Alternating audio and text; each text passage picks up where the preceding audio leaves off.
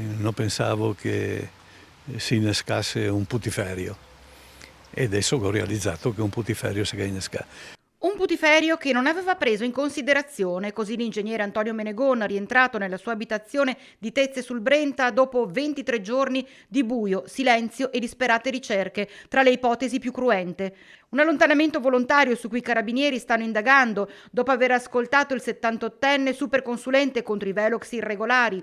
Gli inquirenti capiranno cosa abbia spinto davvero Menegon a sparire per tutti quei giorni, senza dire a nessuno dove fosse, come stesse.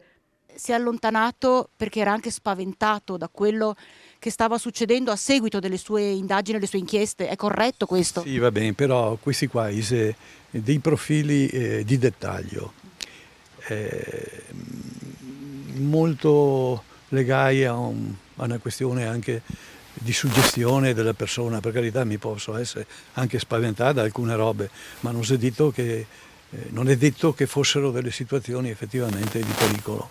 Quindi magari le ho interpretate erroneamente così, insomma, anche se la concomitanza di più fattori mi fa ritenere che siano delle cose legate.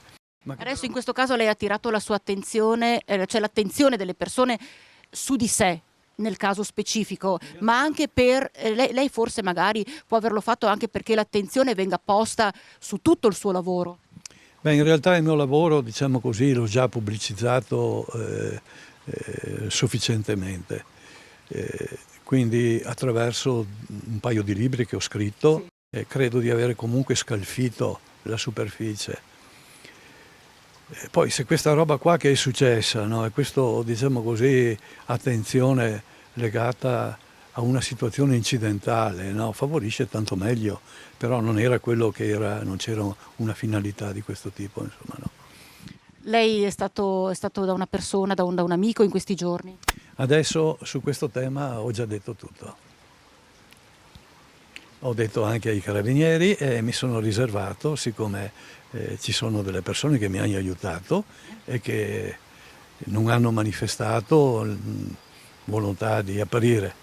E mentre i carabinieri proseguiranno nella ricostruzione di quelle settimane, lunedì prossimo, 2 febbraio alle 10:30, nella Galleria d'Arte di Menegoni in via Garibaldi a Rosà, è in programma una conferenza stampa in cui darà la sua completa versione dei fatti.